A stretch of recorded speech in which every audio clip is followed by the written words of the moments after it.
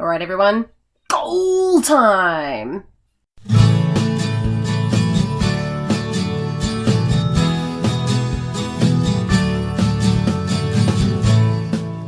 Hi everyone, welcome to Talk and Chalk. I'm Beck. I'm an assistant principal in Southwest Sydney, and this week we have started back at school and I've had the wonderful fortune of getting to relieve in the principal position. It's been very exciting and we've had a pretty smooth week so far. I get to do it for one more week, so let's hope that good fortune continues. If you're brand new to the channel, welcome. I've got lots of other videos. I hope you enjoy them as well. But if you haven't followed me on any of my other social media, all the links and everything are in the description below. If you're watching this on social media, you might need to open it up into YouTube to be able to click on the description box and then access my Twitter link, Facebook page link, and the link to my children's YouTube channel, which is called Clever Pickles, which is all maths-based games. So before I get into it tonight in looking at goal setting, I just wanted to address something that was brought to my attention today. It was a bit negative. I'm over it now, I think. It was brought to my attention that in a particular social media group, some people have been talking about my channel in a not so nice light, saying that I'm breaking rules and procedure and I'm getting paid for things I shouldn't be getting paid for. And I just want to make sure it's absolutely clear what's going on. I've always been honest with you guys and I'd like to continue being open and honest with you because I've got nothing to hide. I've never received a single cent for my videos, not one. And I've made 50 videos just on this channel alone and not received anything. I do have an analytics section that I keep an eye on in the YouTube functions, in the Creator Studio it's called, and it says in there I have an estimated revenue of $70 in something and $70 in something else in ads or clickable ads or whatever it's called. So even if YouTube were to give me that $120 or whatever it is for 50 ads, it works out about $2.50. Sorry, for the videos, it works out $2.50 a video. So yay, I'm rolling in it. Whatever. I don't do this for money. I started these channels as a professional development goal because I wanted to look into flipped learning. So I started with my Clever Pickles channel, which is all the kids' games. And the point of doing that was to enable my kids to be able to enjoy maths, to be able to do it at home so that parents could join in. And I did it in a way that meant they didn't have to buy resources. They could use dice or playing cards or dominoes. If you've watched them, you've seen them. So it was a little bit, negative to hear that people are saying that, I'm just doing it for the money. If I was breaking any rules by doing it at school, then our latest local hero, Eddie Wu, would be in trouble as well. All of his videos are filmed in the classroom as the kids are learning. If I was going to get into trouble, it would be from the people who share my videos, my director, the Deputy Secretary of Education, who also share my videos. And I know they like them because they give me good feedback on them. I promote public education. I give out accurate information on our policies and procedures. I'm very inclusive and I don't charge people for anything that I do. I've had lots of people message me on either Facebook or Twitter or whatever and ask me for advice. I never charge for it. I've helped people edit their CVs. I've given advice. I've chatted to people for hours into the night sometimes just about whatever it is that they're asking for advice on. I've freely given my resources to people as well. I've linked whatever I can. I know one time I linked my bookmarks to my Teachers Pay Teachers store. My Teachers Pay Teachers store is crap. There's nothing on there. I tried to do it while I was on maternity leave thinking it would be nice for an extra income, and you just can't do it because anything that I have really ended up being stuff that I created for school, and anything that you create for school is departmental property. You're not meant to be selling it. So there are a few things on there that are free. There was an accusation that my Class Dojo stuff breaches policy. I'm a Class Dojo ambassador, guys. I know exactly what the rules are, and no, they don't breach policy. As long as you put it on Teachers Pay Teachers for free, that's what Class Dojo wants you to do. They want you to share resources like that. I've never charged anyone for it. I'm over it though. For all of the lovely messages that I get from everyone and the lovely feedback that I get, the couple of negative things that come up, I think I can ignore. So I think what I want you guys to do though is if you come across those comments or anyone that's talking like that, don't engage in it. No one has time for that negativity. Just ignore it and move on. If you really want to sit down there and click a response, sit there and click a response, a message to me. Send me a message. Tell me about your goals. Tell me what you're doing. Ask me what my class is like. Ask me if I've cracked it after being principal for the next week. Okay. I don't want to detract from it, so let's get into it. So if you are from interstate or overseas or anything like that, in the New South Wales public school system, we have the professional development framework, the performance development framework in our system that guides how we set our goals for the school year, keeping in mind our school year begins in January and ends in December.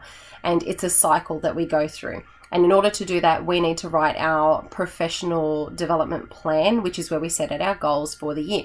They can be new goals, they can be continuing goals, and there's some specific guides in terms of how we need to do that. So for example, you're not going to put your goals in there about learning how to teach golf if your school has no golf resources. It's not in the school plan. There's no golfing clubs of any kind anywhere, and there's no one in the area that's actually trained in it. It's probably not the best goal to have for your school.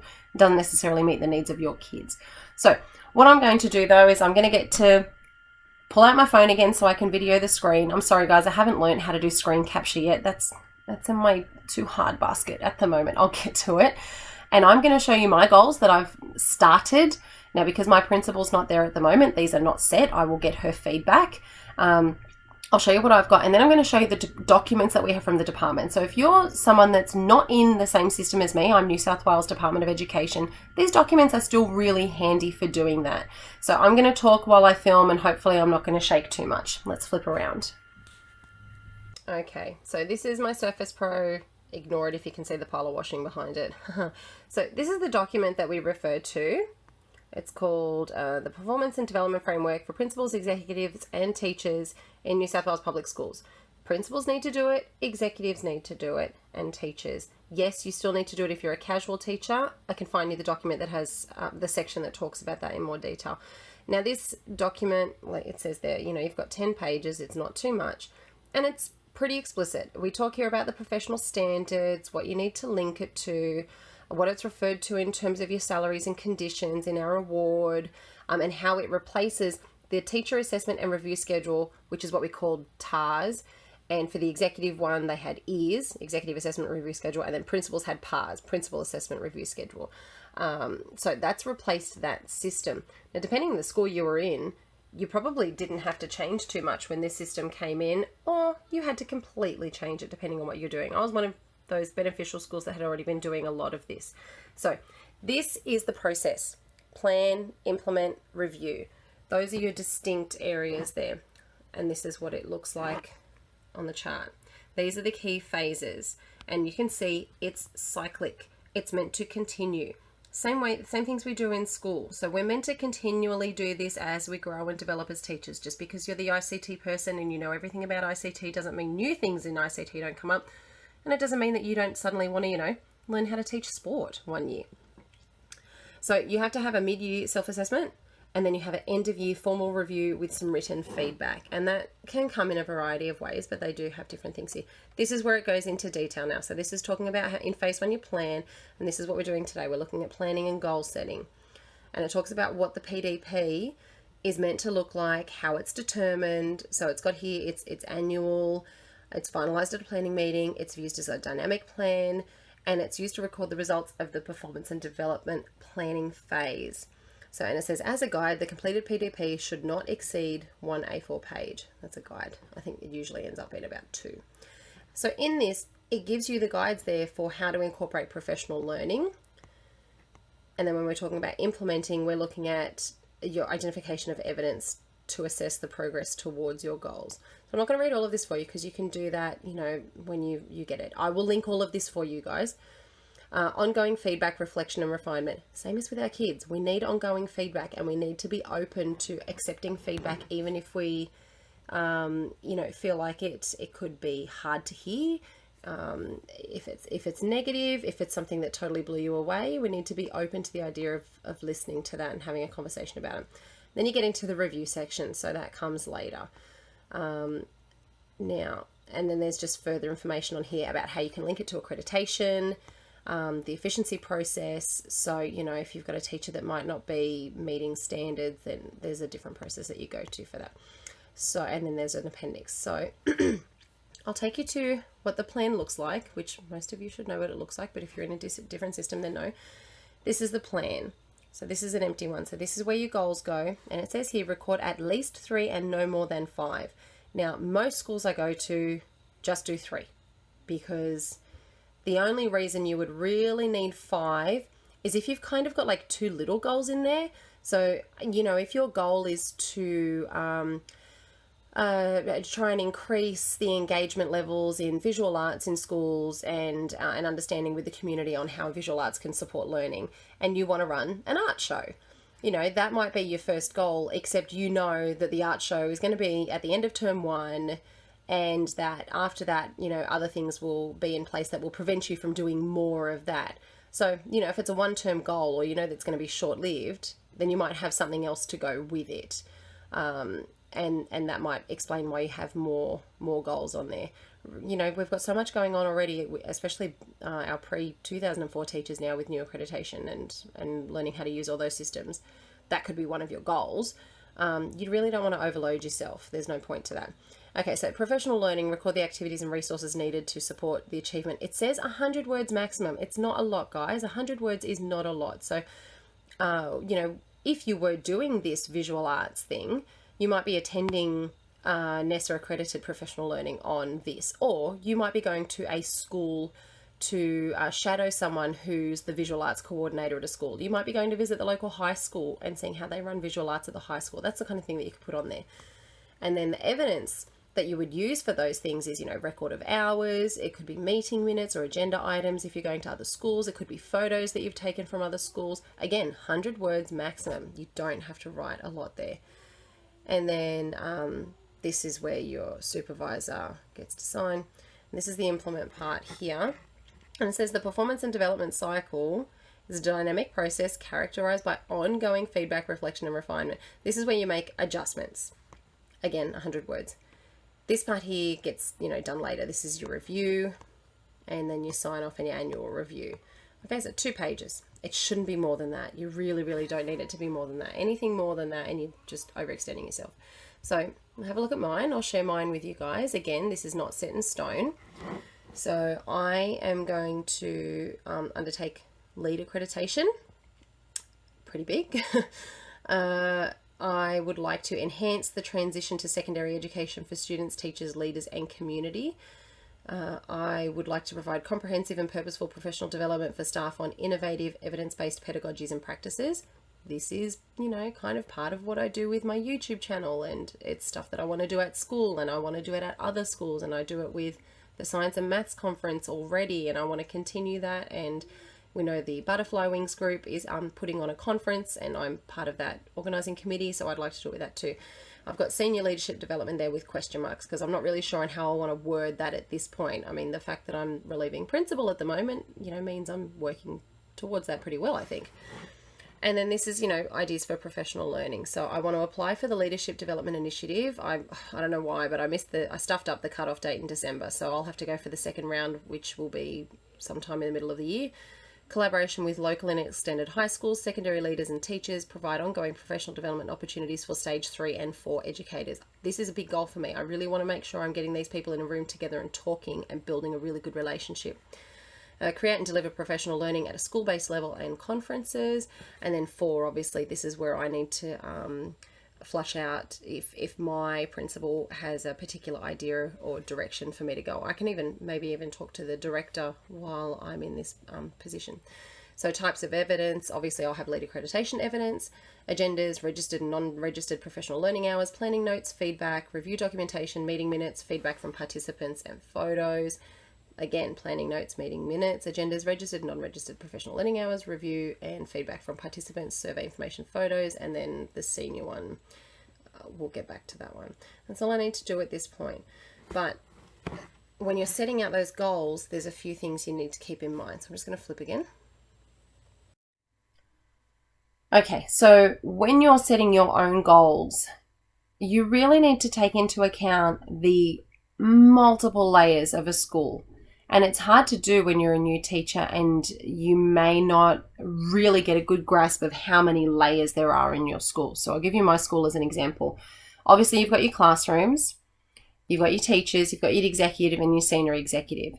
Then you've got, all those layers of culture that go with it. And we've got a low socioeconomic culture.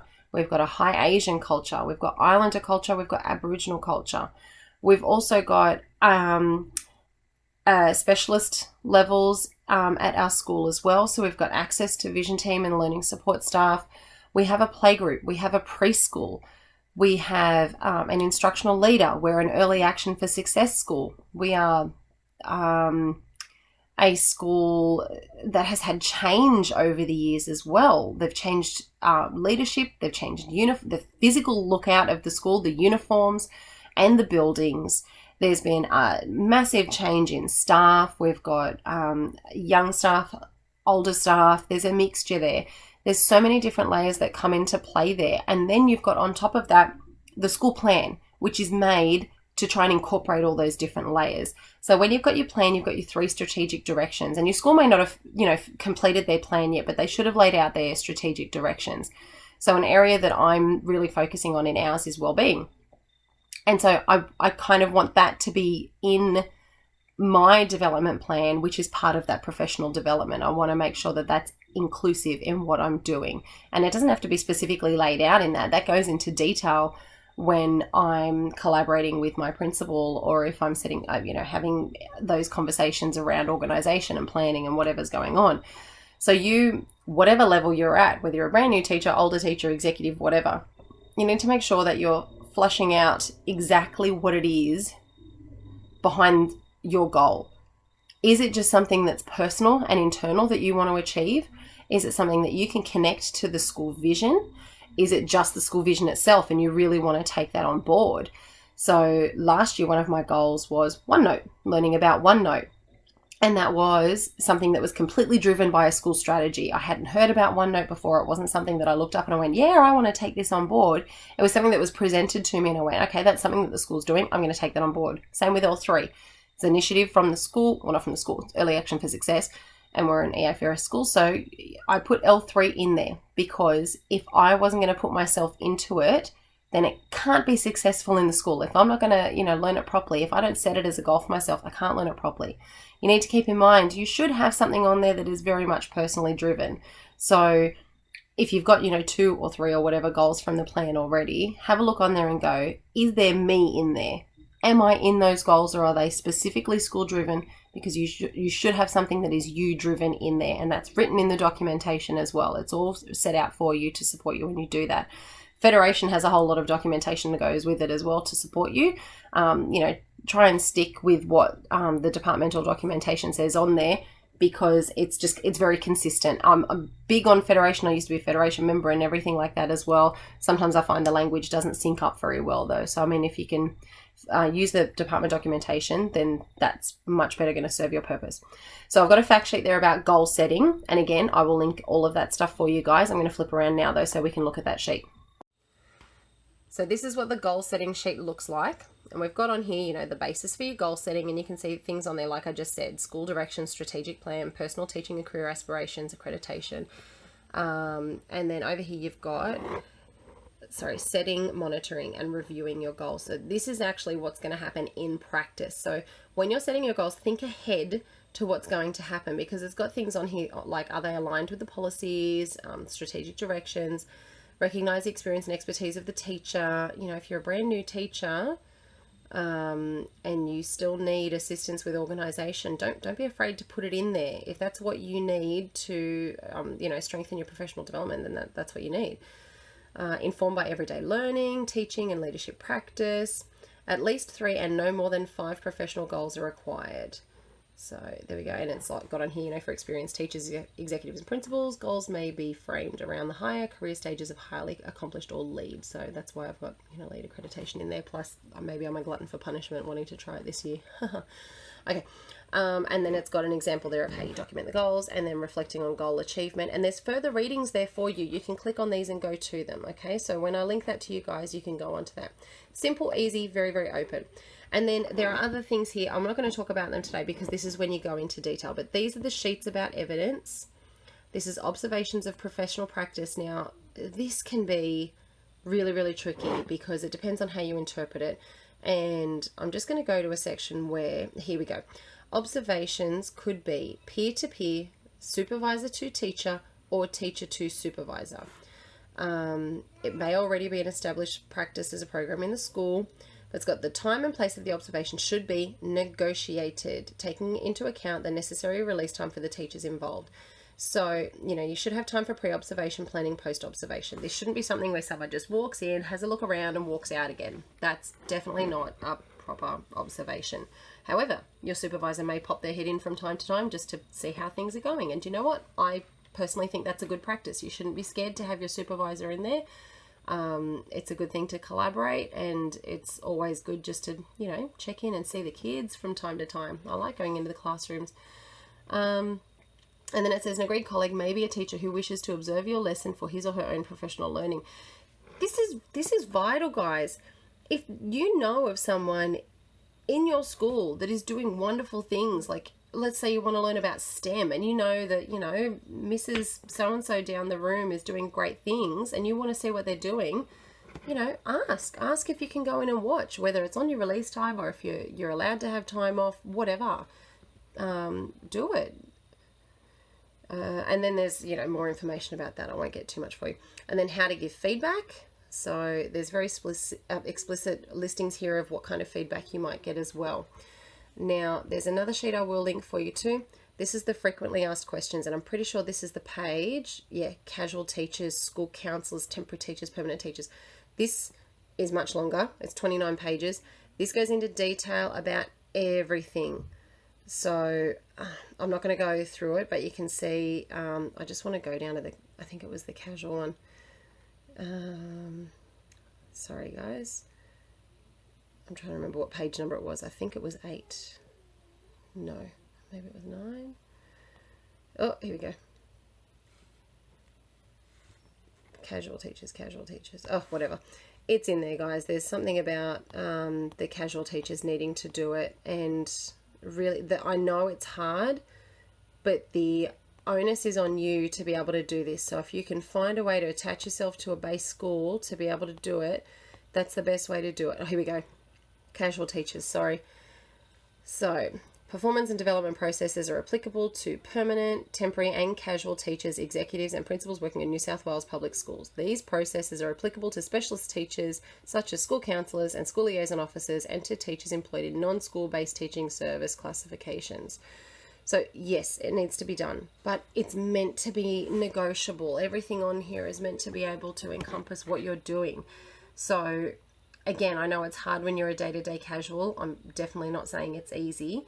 However, we're not trying to stop you from doing it. If you talk to us at school, we will try and accommodate you as best as we can. So try and keep an open mind. See if you can try and get regular work at the same school, and let them know that you are interested in having them assist you with doing their professional development goals and completing the framework. Okay, I'm just going to come out of that now. I think my bub was crying while I was filming that. I heard hubby go and get him. Hope he's all right. So I'm going to wrap it up there tonight, guys. I know that that's a really quick, brief overview, but that documentation is really, I think, the key to getting a good gauge on what you need to do, thinking about the school as a whole as well as yourself and how you're going to do that. And if you have a supervisor coming to you saying, I think you should be doing this as your goal, I really want you to have the conversation about why. Sometimes executives, we need to go to someone and say, look, you really need to work on time management. Might not say it like that, it might be a bit more polite. So I've noticed that, that's an area that you haven't put down there, but based on the experiences that we had last year, I think it would be a good idea for you to put time management down as one of your goals, worded however you think it needs to be worded. If that comes from your supervisor, you really need to think about why. And you might think you have a great grasp on time management, but why does someone else think that you don't? What happened there in the system for your supervisor to be saying that? And that doesn't mean you're bad. It doesn't mean we think you're terrible. It doesn't mean we think that you suck at something. We just think that area might need to be refined. Have the conversation. Please be open. That dialogue really is the key for us being great at collaborating together and starting the year off on the right foot. So please don't be afraid. Ask questions, ask for clarification, and ask for assistance in the wording. If you're not on the same page, then when you get to that review section, there's just going to be more misunderstandings and you're going to need to clarify more things, and then it'll just be a horrible process throughout the entire year. Have the conversations, get clarification. Okay, I'm going to wrap it up. If you thought this was beneficial, please give me a thumbs up. It's always good to get the feedback. If you haven't clicked subscribe, that button's down below somewhere. I think it's a red one as well. I'll chuck my button down here too, and I'll chuck another video up the top there. If you didn't see book orientations, I might put that one up the top. And thank you for all the lovely feedback to the people who enjoy my videos. Thanks guys. Bye.